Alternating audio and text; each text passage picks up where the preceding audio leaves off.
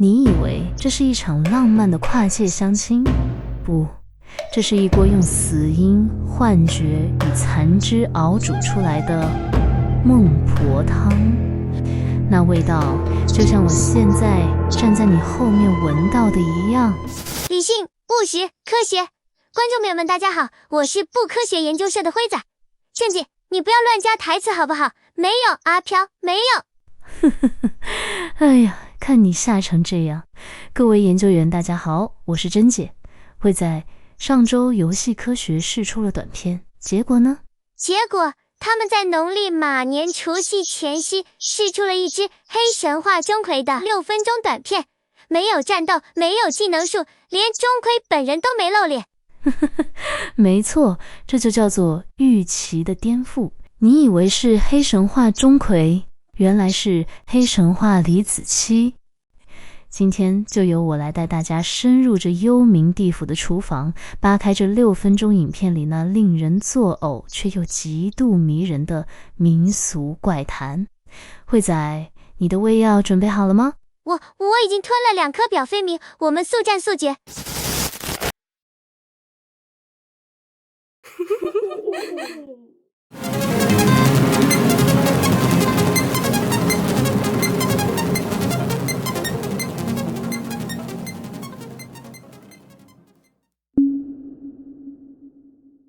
我们先来聊聊这部短片的叙事核心。慧仔，说到钟馗，你脑袋里第一个想到的是什么？长得很凶，会抓鬼，还有钟馗嫁妹，这在历史文献里蛮常见的吧，算是一个兄妹情深的温馨家庭故事。温馨？那是在传统父权框架下了。根据明清时期的古今杂剧，钟馗身为终南山进士，觉得妹妹还没结婚，就痛用特权为其择宜家婿。他甚至要求手下5个鬼需要小心伺候，不得惊动乡邻。在清代戏曲里更是大鬼成旗，2鬼敲锣，3鬼4鬼抬嫁妆。也就是说，以前的钟小妹只是一个被动等着哥哥安排相亲的柔弱女子。但是黑神话这次给了全球玩家一个极度惊悚的反转。你看画面里那个男的，那是去相亲的样子吗？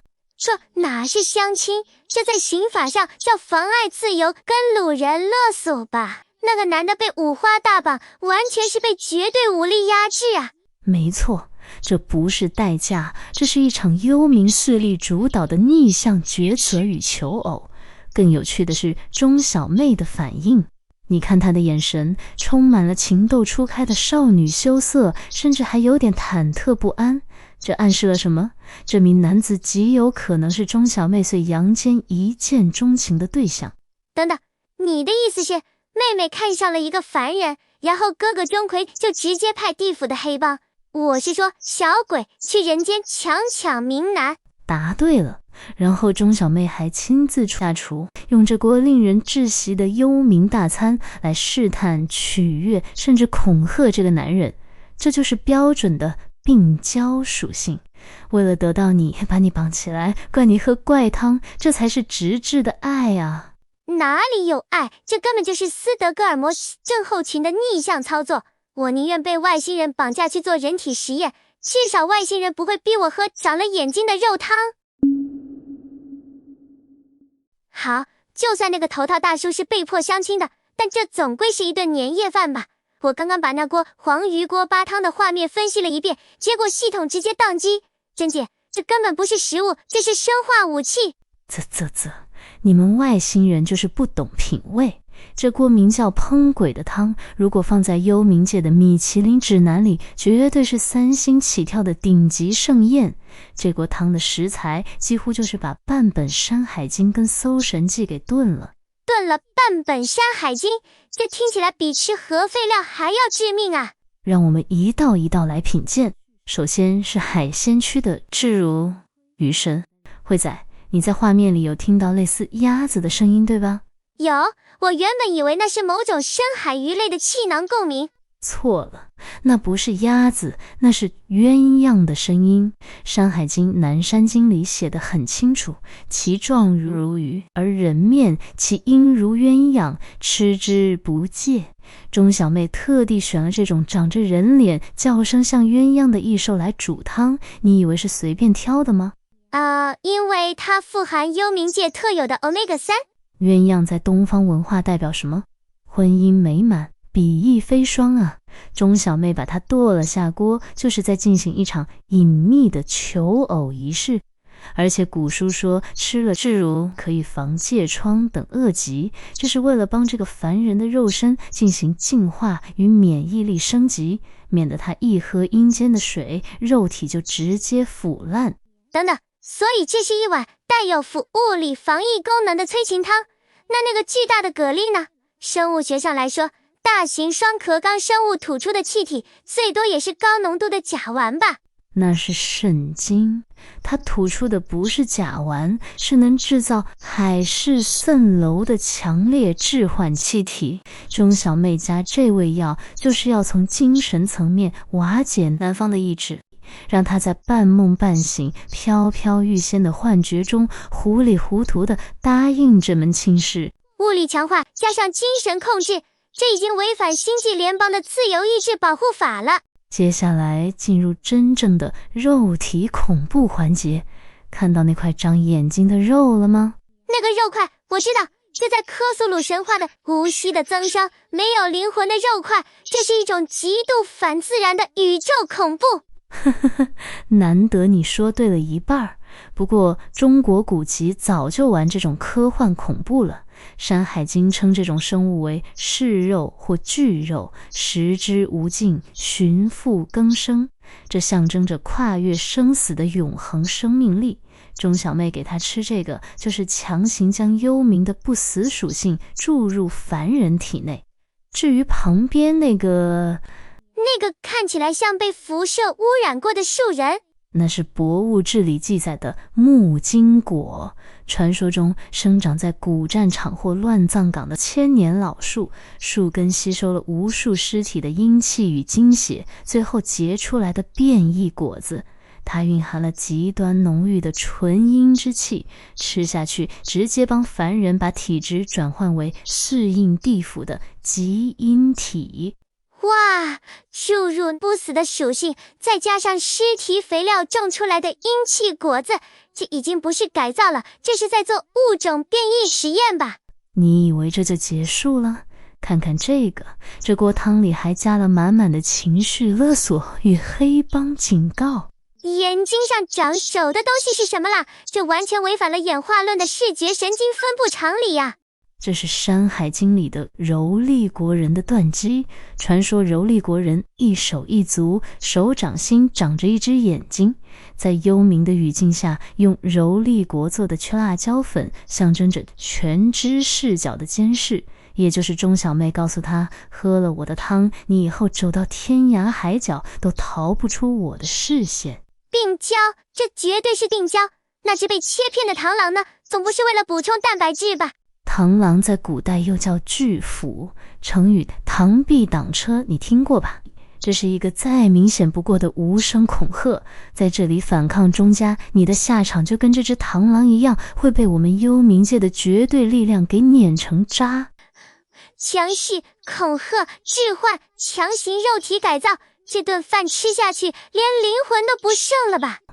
辉仔，前面那些都只是配料，这锅汤真正的核心是这把娃娃葱。那个长了婴儿脸的植物，这到底是植物界还是动物界？这基因序列已经彻底乱套了。那是满满的人伦悲剧与极致的怨念，这可是近代的《搜神记》里最惊悚的记载。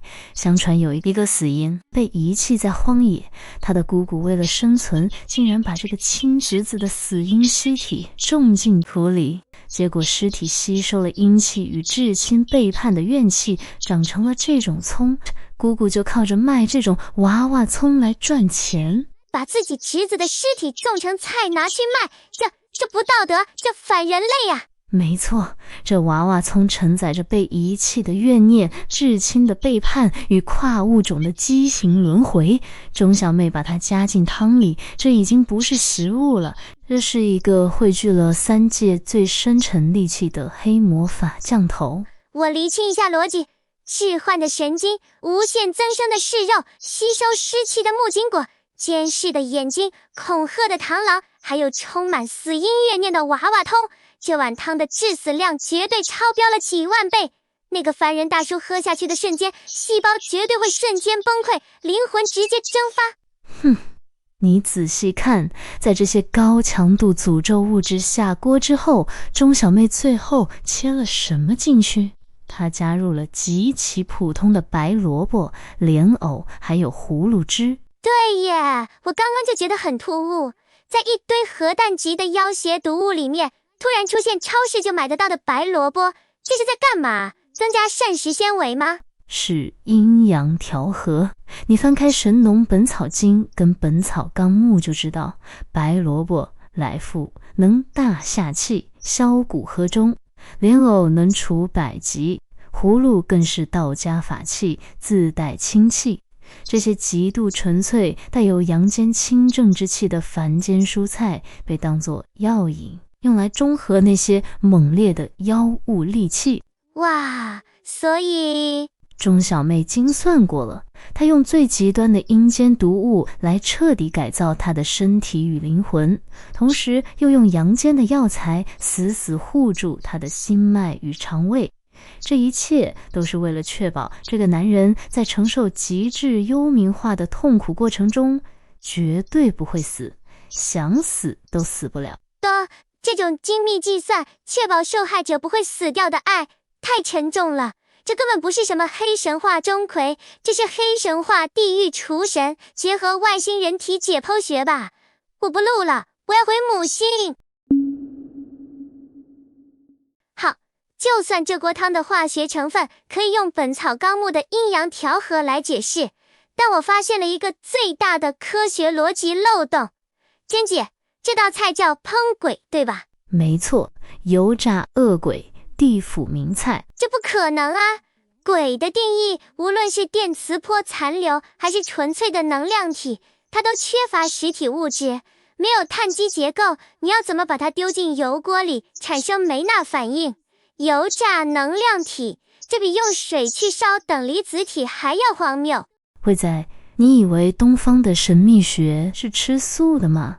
清代的大儒袁枚写的《子不语》，讲狐仙跟鬼怪的志怪小说，里面有一篇非常有名的故事，叫《油瓶喷鬼》，讲说一个书生抓到了化为枯木的厉鬼，他没有念经超度，也没有贴符咒，而是直接烧了一锅滚烫的废油，把那只鬼丢进去炸到那只鬼在油锅里惨叫求饶，最后被炸成一块连灵魂都灰飞烟灭的焦炭。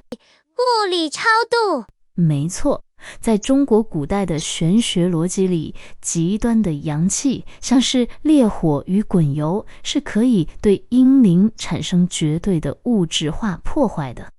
钟小妹把地层的恶鬼当成食材炸，不仅展现了钟家在冥界食物链顶端的绝对统治权，更是一种高压的威吓。在我的厨房里，灵魂也是可以被物理毁灭的。而且你以为厨房里那5只帮忙的小鬼是随便画的吗？这里埋了一个极其深度的5行宇宙观结合古代酷刑的隐喻。这个我有仔细观察，我发现这5只小鬼的身体残缺程度刚好对应了中国古代的5种极刑。火鬼，青衣小鬼，它的背后像个火炉的纹身或疤痕，可能生前受过抛落之刑，现在被改造成厨房的永久瓦斯炉。木鬼，头上生木，本身是山林间古树吸收瘴气化作的树精，所以他负责劈柴和处理那个可怕的娃娃葱。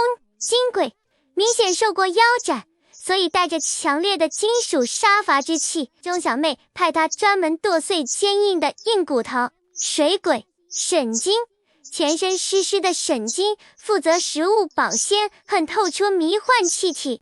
分析得不错嘛。那第5只呢？土鬼，就是片尾押送头套大叔的那个巨汉，他长得像一颗大石头，可能生前被活埋，现在担任绝对的物理镇压保镖。完全正确。金、木、水、火、土，这5只受过极刑的恶鬼，在钟小妹的厨房里构成了一个完美的5行生克循环。木生火，火生土，它们的存在确保了这锅充满凶险戾气、致幻物质与无限增生肉块的汤，在法律结构上达到了绝对的平衡。这是一场精密计算的幽冥炼金术。哇，标题明明叫黑神话钟馗，结果变成黑神话钟小妹的地狱厨神，这落差感也太大了。这就是高明之处。传统的钟馗嫁妹是哥哥高高在上，帮妹妹安排婚姻，但是在这里权力结构完全反转了，妹妹成了拥有绝对武力与生杀大权的支配者，而且这引出了一个令人毛骨悚然的悬念。这个被五花大绑的头套男人到底是谁？不就是个倒霉的阳间大叔，刚好被钟小妹看上，直接派五鬼去强擒民男吗？事情恐怕没有那么简单。你想想，黑神话宇宙的设定从来都不是普通的民间故事。这个男人能让地府用五鬼这种顶级规格的阵仗来押送，还让钟馗的妹妹亲自下厨，用尽《山海经》里的极品妖邪食材来款待他。这个男人的身份绝对不一般。等等，如果这不是单纯的相亲逼婚，难道这是一场审问，或者一种削弱力量的仪式？答对了。这碗汇聚了3界戾气、致幻物质与无限增生肉块的汤，很可能不是为了逼婚，而是为了洗去或是压制这个男人原来的强大力量。我的天哪！所以这个头套大叔根本不是什么普通凡人，他可能是某个落网的绝世妖王，甚至是从天庭被贬谪下来的神将啊！这就是黑神话留给全球玩家的巨大谜团。他们用一个看似幽默猎奇的吃播，包装了一个深不可测的暗黑宇宙。这就是中式恐怖美学。好了，今天的解析就到这里。谁能想到一部短短6分钟完全没有战斗画面的贺岁小短片，竟然塞满了超越想象的文化底蕴。虽然我现在满脑子都是那个长着眼睛的肉块，但不得不说，这次的解析真的非常过瘾。那么针对这位被迫喝汤的头套男子的真实身份，不科学研究社为大家整理了3种观点，请各位研究员在留言区告诉我们你的看法。1. 纯粹塞鬼，他就是个刚死掉的普通大叔，运气不好，刚好碰上钟小妹在试暗黑新菜单，被拿来当白老鼠。2. 病娇真爱，虽然是标准的孟婆汤流程，但钟小妹真的看上他了，假借灌汤的名义，其实偷偷加了料，想要把他留在幽冥界当自己的专属鬼老公。3. 神将贬谪，他其实是黑神话宇宙里尚未揭晓的重要妖王，甚至是被打入地府的天庭神仙。这碗高规格的汤是为了洗去他的神力。我当然投第2票咯，禀教妹妹强留鬼老公，这剧本多浪漫啊！如果你喜欢今天的深度猎奇解析，别忘了按赞、订阅并开启小铃铛。我们是不科学研究社，保持理性、务实、科学，大家千万不要随便吃来路不明的葱哦。要不然你们也想来一碗黄鱼锅巴汤呢？等到喝完会不会忘记要订阅呀？